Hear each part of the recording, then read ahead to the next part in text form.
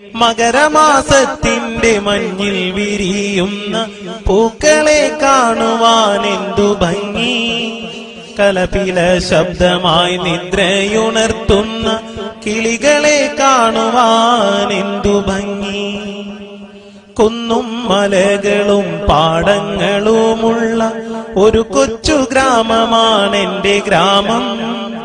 ടാറിട്ട റോഡില്ല, വൈദ്യുതിയുമില്ല, ഓലയാൽ മേഞ്ഞുള്ള കൂരകളും.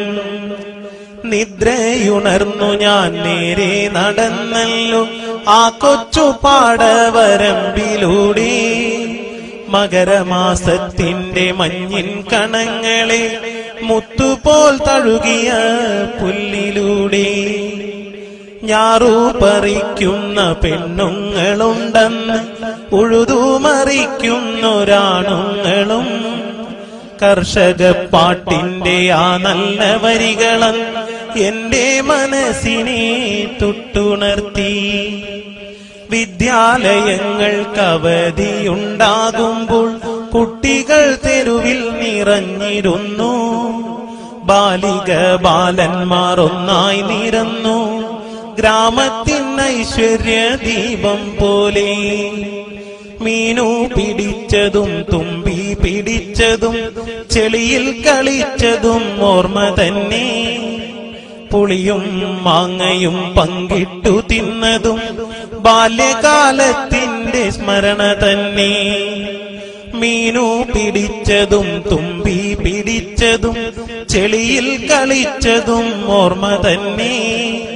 പുളിയും മാങ്ങയും പങ്കിട്ടു തിന്നതും ബാല്യകാലത്തിന്റെ സ്മരണ തന്നെ. കുന്നിലെ മരമില്ല, പാടങ്ങളിൽ നിന്ന് ഉഴുതുമറിയില്ല, പാട്ടുമില്ല. ഗ്രാമത്തിൻ ഐശ്വര്യ ദീപമായി നിന്ന് ബാലിക ബാലന്മാരെങ്ങുമില്ല.